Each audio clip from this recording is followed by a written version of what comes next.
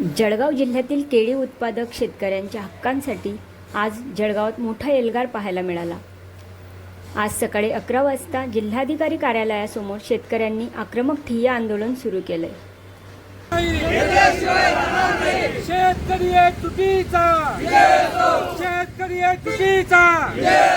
छत्रपती शिवाजी महाराज की काय सांगाल? आज तुम्ही आंदोलन करत आहात। आज जळगावला येण्याचं प्रयोजन असं आहे की जळगाव जिल्ह्यातील 9 या शेतकऱ्यांनी पीक विमा काढलेला होता। त्याच्यापैकी 44,000 शेतकऱ्यांचे पीक विमे हे नाकारण्यात आलेले आहेत। ज्या शेतकऱ्यांच्या शेतावर पीक उभं असतानाही पीक विमा प्रस्ताव नाकारलेले आहेत, त्याच्यात 8,000 शेतकरी असे आहेत की त्यांच्या शेतावर केळी लागवड असतानाही त्या शेतकऱ्यांची केळी पीक विमा नाकारलेला आहे।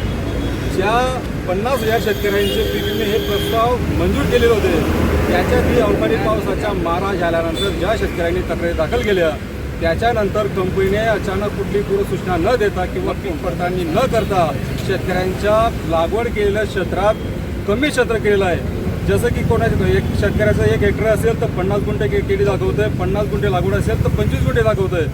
म्हणजे शेतकऱ्यांचे जवळपास 14,000 हेक्टर क्षेत्र तिथं कंपनीने परत कमी केलं आहे।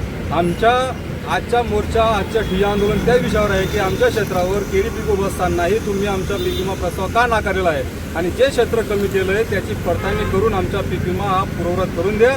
ज्या शेतकऱ्यांच्या शेतावर केळी पीक उभं आहे त्यांचा पीक विमा प्रस्ताव हा मंजूर करून द्यावा। आणि तिसरा मुद्दा आमचा कर्जमाफीचा आहे। कुठल्याही अटी शर्ती न ठेवता, तारीखेचा खेड न करता सरकारने ज्याप्रमाणे सांगितलं होतं आम्ही 7/12 कोरा करू, त्याप्रमाणे शेतकऱ्यांचा 7/12 कोरा करावा, याच्यासाठी आजचे हे आंदोलन आहे। हे 44,000 शेतकरी या पीक विम्यापासून वंचित आहे।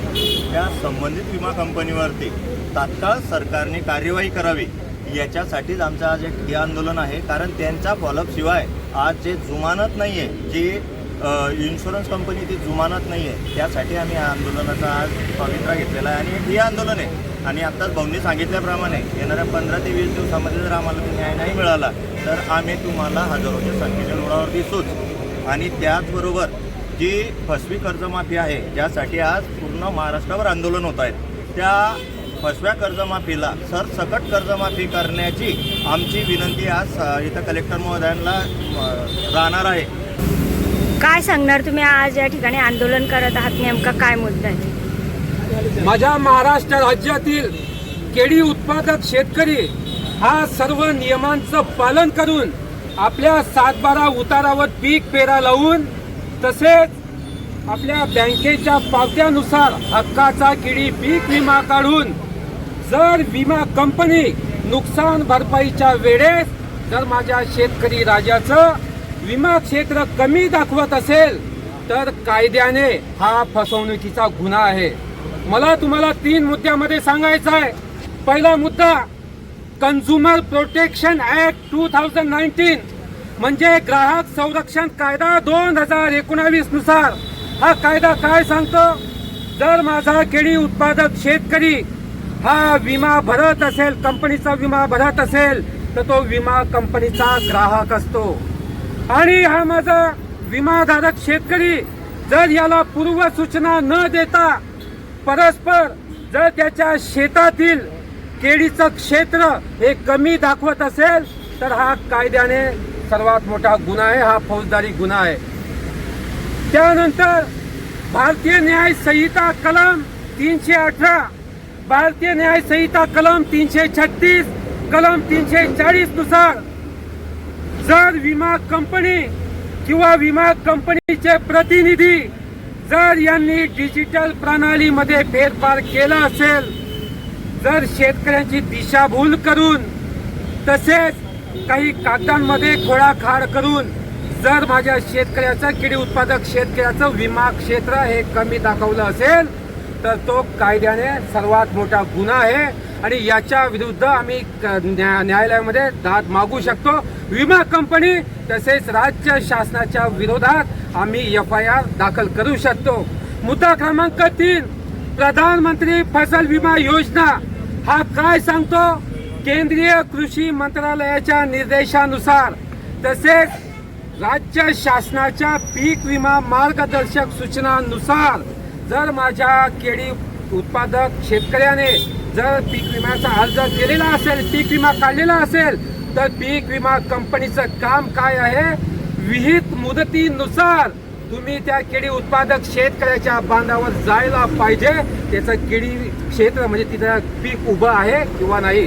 पण ती मुदत आता संपलेली आहे, ती मुदत गेलेली आहे.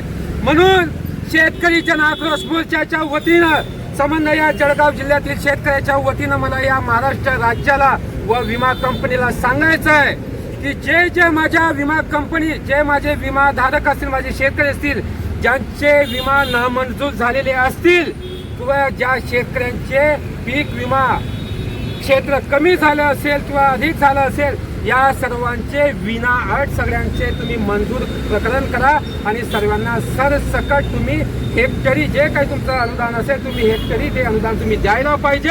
आणि त्याचप्रमाणे रावेर लोकसभेमध्ये मुक्ताईनगर तालुका असेल, रावेर तालुका असेल, ज्या केळी उत्पादक शेतकऱ्यांच्या बागाचं नुकसान झालेलं असेल त्यांना हेक्टरी 2 लाख रुपये अनुदान ते द्यायला पाहिजे. हे मी नाही म्हणत, या जळगाव जिल्ह्याचे पालकमंत्री गुलाबराव पाटील साहेबांनी सांगितलेलं आहे की केळी उत्पादक शेतकऱ्यांना हेक्टरी 2 लाख रुपये अनुदान द्यायला पाहिजे.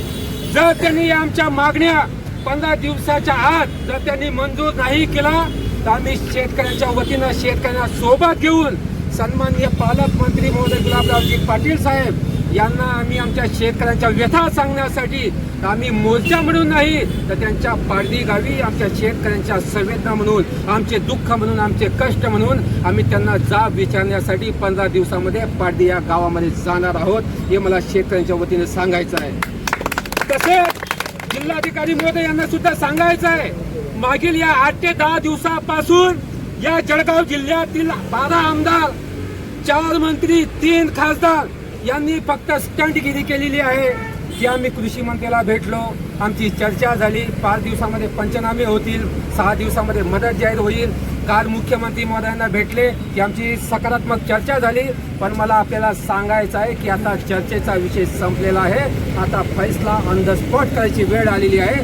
जर माझ्या शेतकऱ्या राजांना तुम्ही जर जगण्याचा अधिकारपासून जर वंचित ठेवत असाल तर माझा शेतकरी राजा तुमच्या न्याय व्यवस्थेला, तुमच्या टिंबला नागर घातल्याशिवाय राहणार नाही. हे मला त्यांना सांगायचं आहे. म्हणून आता शेतकरी चिल्लेला आहे. ही न्याय व्यवस्था नपुसक झालेली आहे आणि या न्याय व्यवस्थेमध्ये जर तुम्ही माझ्या शेतकऱ्यांचं जर काही बरं वाईट झालं तर मी कोणत्याही लोकप्रतिनिधीला आम्ही गावामध्ये पाय ठेवू देणार नाही. हे मला आपल्या साक्षीने ते सांगायचं आहे. आणि जिल्हाधिकारी महोदय यांना मला तर दाद मागायचे, न्याय मागायचे आहे. तुम्ही शेतकऱ्यांचे नोकर आहात का विमा कंपनीचे नोकर आहात का लोकप्रतिनिधी, हे आमदार, खासदार कोण कोणाची नोकर आहे, कोण कोणाची चाटुगिरी करते, हा जाब विचारण्यासाठी समस्त शेतकऱ्यांना सोबत घेऊन कलेक्टर महोदयांना मला भेटायचं आहे. आज होऊन जाऊ दे दूध का दूध पाणी. तुम्ही शेतकऱ्यांचे आहात का विमा कंपनीचे आहात का या राज्य शासनाचे आहात, हे आज जगाला दाखवू द्या. मग आम्हाला तुम्हाला सांगायचं आहे की आपल्या शेतकरी राजा देशामध्ये सर्वप्रथम आहे.